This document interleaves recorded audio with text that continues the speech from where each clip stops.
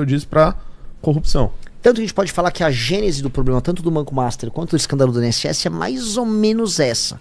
Essas flexibilizações que são boas para você ter fintechs, para você ter mais concorrência nesse setor bancário / financeiro, elas são boas. A questão é que o Brasil é um país da impunidade, então você flexibiliza, mas como tem impunidade, as pessoas aproveitam da flexibilização para armar esquema. Mas a origem do método dos dois grandes esquemas tá mais ou menos ali. Tá? Essa questão de descontos consignados, você tem um crédito garantido que a pessoa não percebe que vai, vamos dizer, ser deduzido através de parcelas malandras, tarifas malandras na conta dela, seja de aposentadoria, seja de salário de funcionário público, tá? Isso tá acontecendo ali. Esse cara, é muito engraçada a figura desse cara, que tava até com ele na foto, que é o cara que criou ali, ou que melhor, que patrocinou o Credit Sexta, ele se torna o presidente do Banco Master. CEO. O CEO. Esse cara vira o CEO do Banco Master. Então a importância dele é tão grande que ele vira o CEO do banco. Então não é que a gente está fazendo uma referência anedótica, que a gente citou uma coincidência. Não, o Banco Master operou, né, esse Credit Sexta por muito tempo, e o cara que introduziu isso se torna o CEO do banco. Ou é uma grande coincidência, ou é um grande esquema. Eu fico com a hipótese número 2, acho que todo mundo aqui fica com a hipótese número 2. E aí isso vira um super produto financeiro, que eles vão tocando, super fraudado, porque era cheio de erros. Fala super produto financeiro, por que o super? Porque imagina você ficar usando, vamos dizer, tarifas roubadas e malandragens em cima de um recebível que é meio que líquido e certo, porque é o dinheiro que está caindo na conta de um funcionário público. Tá. Então, é igual o do aposentado, que também é um super escândalo financeiro. É muito fácil, é um produto que te gera... Sabe, eu tenho certeza que vai ter o recebível. Entendi. Ali, né? O risco é baixíssimo. E se você for olhar o Banco Master, né, o que está comprovado nele? Que ele é um banco oco. Né, um banco que você olha ali, não tem os ativos que valem de verdade. Foi tudo inflado de maneira artificial e a pouca, vamos dizer, a casca que ele tem é advinda desses recebíveis dos funcionários públicos. É o que ele teria de ativo. Tanto é que o senhor Augusto Lima, ele saiu como CEO do Banco Master e ele pegou um banco que fazia parte do conglomerado do Banco Master chamado Banco Pleno. E esse Banco Pleno, né, o Banco Central autorizou a cisão dele, não sei por qual motivo, e a partir de 2025 ele começa a operar normalmente. Né? E ele pega do Banco Master os ativos que teriam algum tipo de valor. Ou seja, ele leva consigo esse Credit Sexta para operar hoje no Banco Pleno.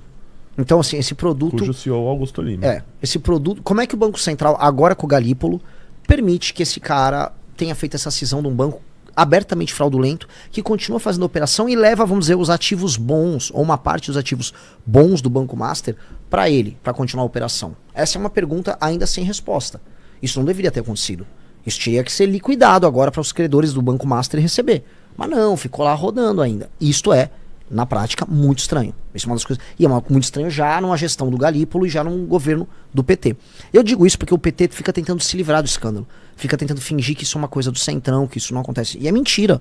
A gênese do escândalo é na Bahia. E uma das razões, inclusive, do PT não ter botado o pé no acelerador para atacar o Centrão e os Bolsonaro nesse caso, é porque o próprio governo Lula, isso tá na imprensa. Novamente, tudo que a gente tá falando aqui tá calcado na imprensa. Eles receberam um alerta do PT da Bahia. Tira o pé aí que vai sobrar pra todo mundo aqui. Vai chegar na gente aqui. Pra todo mundo. A começar o Rui Costa, que era governador do PT e que tá no governo Lula, ministro da Casa Civil. Chega no Jerônimo, que é o atual governador também. Então, é um escândalo de proporções enormes também pro PT, tá?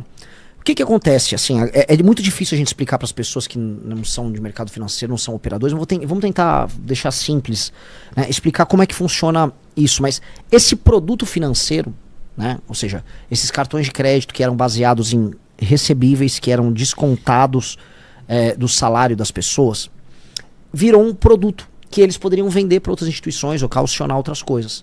E eles começaram a enfiar isso em outros fundos paralelos. Tá? Que aí é uma parte que é a parte 2, a gente pode colocar aqui, que é quando você começa a envolver o Banco Master com outro fundo, esse também alvo de investigação, bem grave, que chama-se REAG.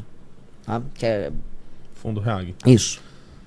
E a partir disso, com essa venda dessa carteira que eles conseguiam por meio desses descontos obrigatórios, por meio desses consignados que eram feitos por esse qual que é o nome mesmo? Do Credit Sexta. Eles começaram a investir, né, nesse fundo do REAG. O que o fundo REAG ele fazia? Ele começou a comprar títulos que, se você estivesse operando normal no mercado financeiro, digamos que você não compraria. Não compraria. Porque são de empresas quebradas, empresas que passaram por alguma recuperação judicial ou que estão em processo disso, empresas bastante complicadas. E esse fundo começou a adquirir, né, esses ativos e começou a fazer uma espécie de uma confusão financeira, quase que uma ciranda, porque no final das contas, esse fundo, né, fundos ligados a eles, começaram a pegar empréstimos do próprio Banco Master, e colocando nesses fundos. Ou seja, esses fundos se tornaram grandes ativos, grandes fundos fictícios, com vários títulos e ativos podres, não muito estratégicos. Que inflava balanço. Que inflava balanço e começaram a fazer transações entre si, utilizando como base as mudanças que foram feitas no sistema bancário 2019 e 2020. Para que é feito isso? Porque ele infla a carteira que ele tem, ele diz que ele tem um valor que ele não tem, né? Ele faz transações entre si desses títulos podres, aumentando o valor deles e garantindo um pouco de liquidez.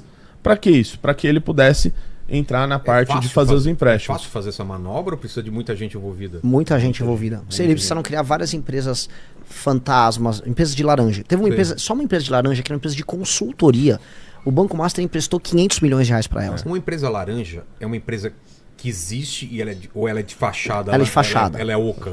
Ela é de fachada. Ela é um papel. É um papel. Foi uma empresa de fachada, foi construída, chamava Real alguma coisa. Isso.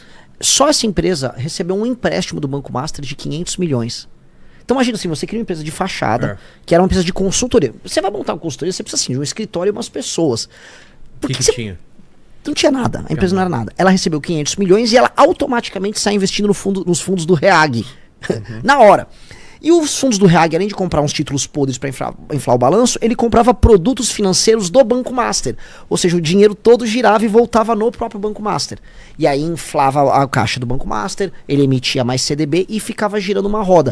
Que é uma pirâmide, no fundo. Isso também é feito para ocultação de patrimônio.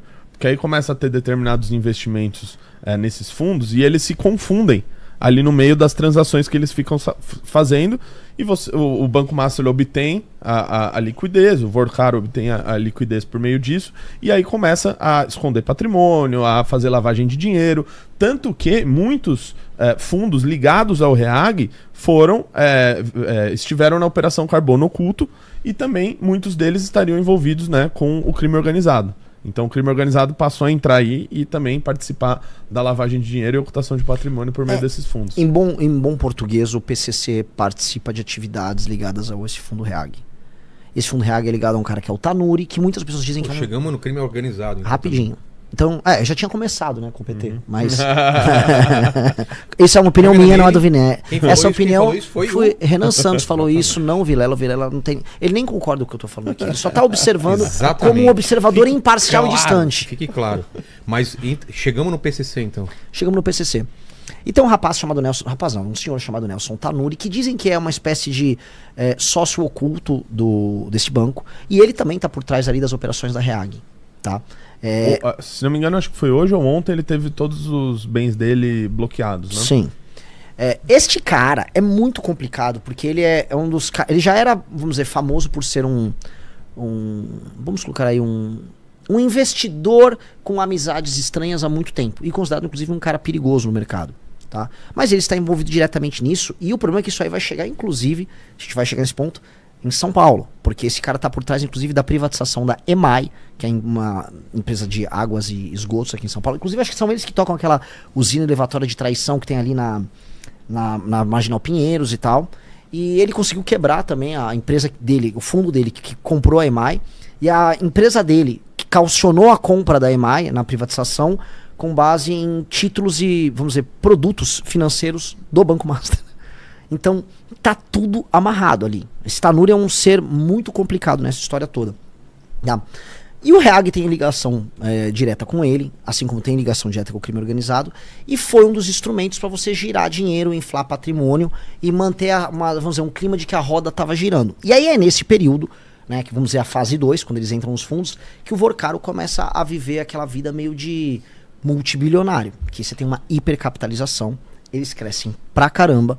E aí ele começa a participar do Jet Set Internacional, participa de festas em Mônaco. Ele fica amigo daquela Irina Shayk, que é aquela ex-namorada do Cristiano Ronaldo. É nessa época que ele ganha, vamos dizer, o costume de sair com gostosas do universo fitness brasileiro, tá? Famosas. Fabiano Zeta, eu tenho... Vamos chegar nisso aqui, assim. Tá. Na prática, assim, ele começa a viver a vida. Pra quem assistiu o filme O Lobo de Wall Street, é muito parecida a história. E até essa parte aqui da relação tá um pouco parecida com o cara do Lobo de Wall Street. Esse cara, porém, o escândalo dele é muito maior que o do Lobo de Wall Street. E ali ele se torna, vamos dizer, ele começa a chamar a atenção de todo mundo no mercado. Porque o banco dele começa a ascender muito. Aí do Itaú, sei lá, o BTG Pactual, todo mundo fala, cara, esse cara ascendeu muito rápido, esse cara tá em todas as cestas, esse cara tá em todo o rolê, avião pra cá, avião pra lá. Ele se torna, vamos dizer, um empresário de destaque. E até tem uma coisa muito engraçada, que o LEAD, que é aquela associação lá do Dória, chega a dar o prêmio pra ele de... Empreendedor do ano.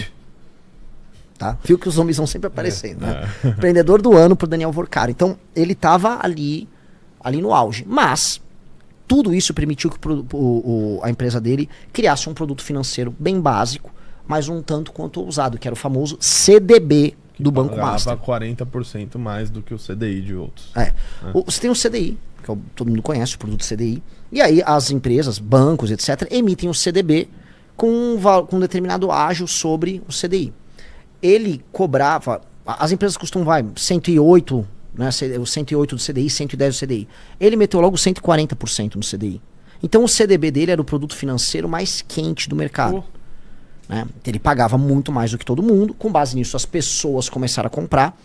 E só um porém, nas flexibilizações bancárias, uma das coisas que foi feita é que você poderia operar com um capital próprio menor.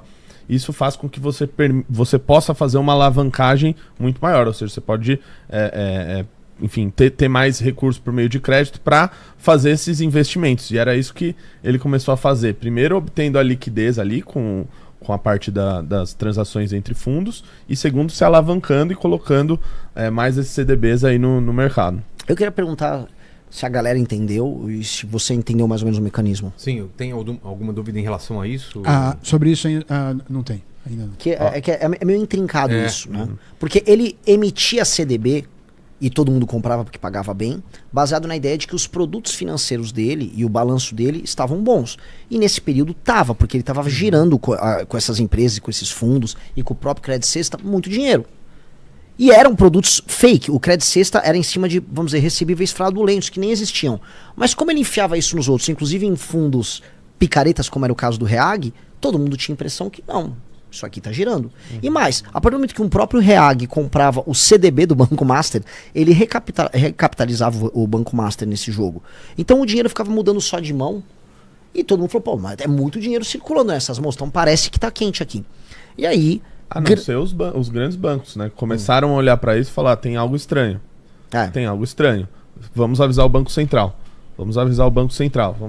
Eles fizeram isso 38 vezes.